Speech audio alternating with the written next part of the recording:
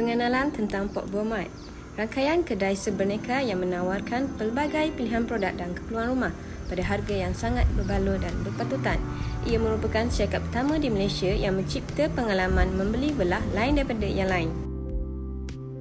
Pok Boy Mart merupakan syarikat sendirian Berhad dan telah wujud selama 6 tahun. Terdapat 3 pengasas utama di bawah kumpulan eksekutif Pok Boy, iaitu yang pertama, Eddie Chew yang merupakan pengasas bersama dan ketua pegawai eksekutif. Kedua adalah Kak Sin Eng yang merupakan pengasas bersama juga dan sebagai ketua pegawai strategi. Dan akhir sekali ialah pemegang pengasas bersama dan ketua pemasaran ialah Fan Wong. Dan akhir sekali ia juga mencipta pengalaman membeli belah konsep luar talian ke dalam talian, O2O, offline to online.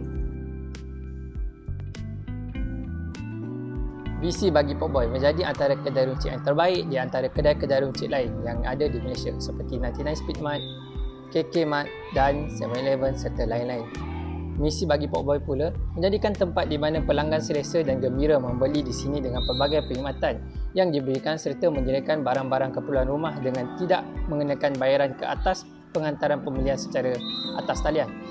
Objektif pula menyediakan pelbagai barangan rumah serta penghantaran percuma bagi setiap pembelian secara atas talian. Persekitaran pengurusan terbagi kepada dua, iaitu persekitaran luar dan pihak berkepentingan. Persekitaran luar terdiri daripada persekitaran politik dan perundangan, iaitu situasi politik di Malaysia telah membantu menambahkan bilangan usahawan yang ingin memulakan perniagaan mereka. Contohnya, Pok Boy Grocery telah berdaftar di bawah Suruhanjaya Syarikat Malaysia SSM sebelum menjalankan perniagaannya.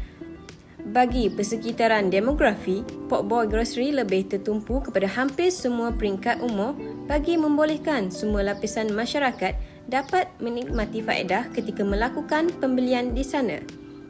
Seterusnya, persekitaran sosiobudaya. Organisasi perniagaan perlu menghormati nilai etika dalam masyarakat. Contohnya, rata-rata semua barangan makanan dan minuman yang dijual mempunyai logo halal daripada Jabatan Kemajuan Islam Malaysia, JAKIM. Persekitaran ekonomi. Organisasi perniagaan perlu perhatian dan peka kepada perubahan ekonomi dalam merancang organisasi. Contohnya, disebabkan wabak COVID-19 ini, perniagaan Pok Boy Grocery telah mengalami peningkatan harga barangan yang menyebabkan mereka terpaksa menaikkan harga jualan barangan di pasaran. Pihak berkepentingan terdiri daripada pelanggan, iaitu Pok Boy Grocery sering mengutamakan keutamaan pelanggannya dengan membekalkan produk yang berkualiti sesuai dengan citarasa mereka. Seterusnya, pekerja. Di Pok Boy Grocery, setiap pekerja akan dibayar gaji mengikut spesifikasi tugas dan jawatan yang mereka sandang. Bagi kerajaan pula, Pok Boy Grocery mendaftar perniagaan dan membayar cukai yang ditetapkan oleh kerajaan. Perancangan boleh ditarifkan sebagai proses berfikir tentang aktiviti yang diperlukan untuk mencapai matlamat yang diinginkan.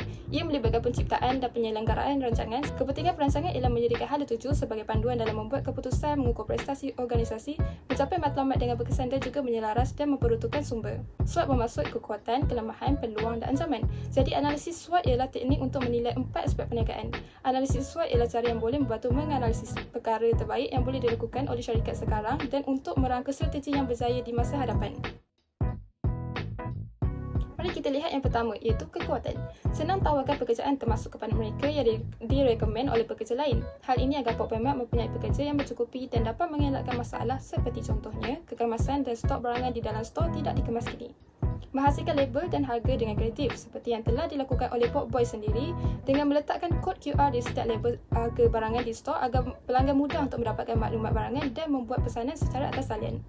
Menyediakan penghantaran percuma untuk pembelian atas talian. Yang kedua ialah kelemahan. Jenama tidak terlalu dikenali masyarakat kerana Pok Boy baru mula membangunkan nama syarikat. Produk dan perkhidmatan yang disediakan mempunyai persamaan dengan pesaing. Ketiga ialah peluang. Pasaran yang membangun seperti internet boleh segera menggunakan teknologi baharu apabila ia keluar. Syarikat besar perlu menguji dan pada masa mereka menguji dan menetapkan semuanya, mereka tidak mahu mengubahnya lagi kerana mereka telah melabur banyak. Trend perniagaan yang terkenal. Terakhir sekali ialah ancaman. Ekonomi negara tidak stabil akibat wabak COVID-19 dan juga persaingan harga berlaku apabila pesaing meletakkan harga yang lebih murah. Pok Boy Mart menggunakan pemasaran sebagai strategi perniagaan. Pemasaran ialah tindakan perniagaan untuk mempromosikan dan menjual produk dan perkhidmatan mereka untuk mencapai matlamat perniagaan. Pemasaran juga memainkan peranan dalam penyelidikan pasaran dan pengiklanan produk. Perniagaan Pok Boy Mat tertumpu untuk mempromosikan produk mereka secara meluas pada harga berpatutan untuk semua orang. Pasukan pemasaran sentiasa mengemas kini untuk mengetahui cita rasa terkini masyarakat. Pok Boy Mat juga menumpukan pada pengiklanan dan promosi. Bagi pengiklanan, pasukan pemasaran cenderung melakukan pengiklanan menggunakan platform dan talian seperti Instagram dan Facebook dan juga membuat poster untuk mempromosikan produk.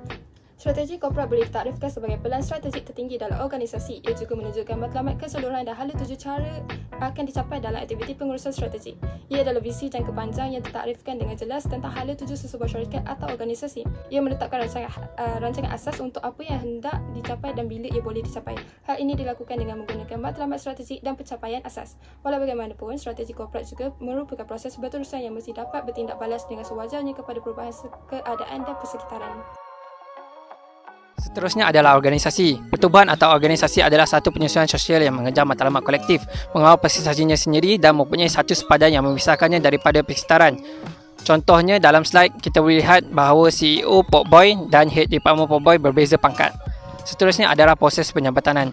Contohnya proses penyabatanan untuk store department. Kita boleh lihat cara-cara mereka. Yang pertama adalah mengumpul barang, seterusnya menyusun barang dan akhir sekali mereka akan menghantar barang kepada cawangan-cawangan yang ada di Malaysia ini.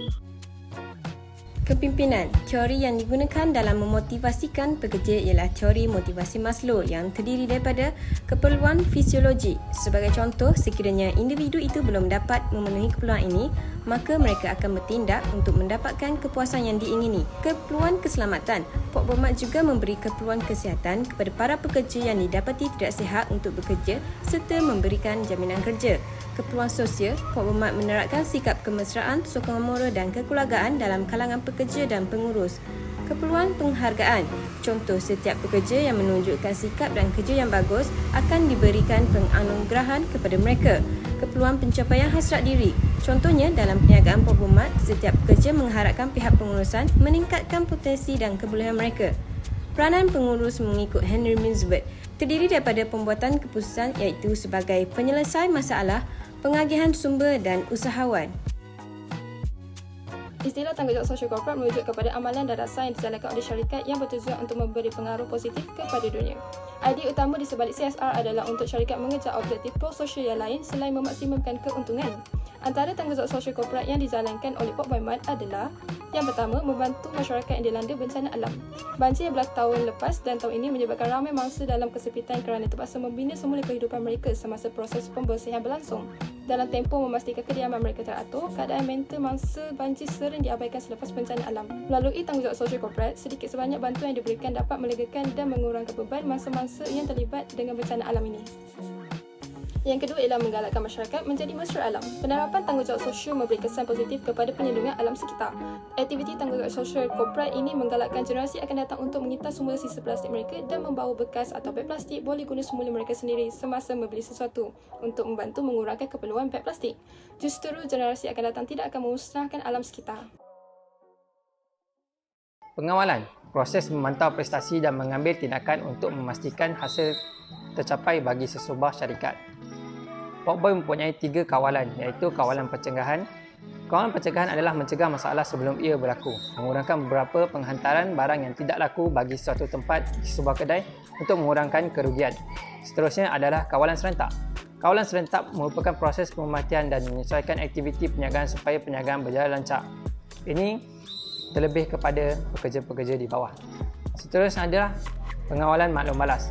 Merupakan kawalan di mana pengurus melihat pekerjaan pasukan. Bekerjanya dengan melihat daripada segi pekerjaan mereka.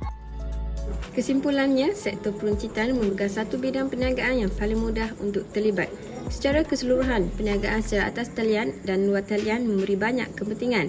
Sejak wujudnya pandemik COVID-19, trend pembelian secara atas talian semakin giat berjalan.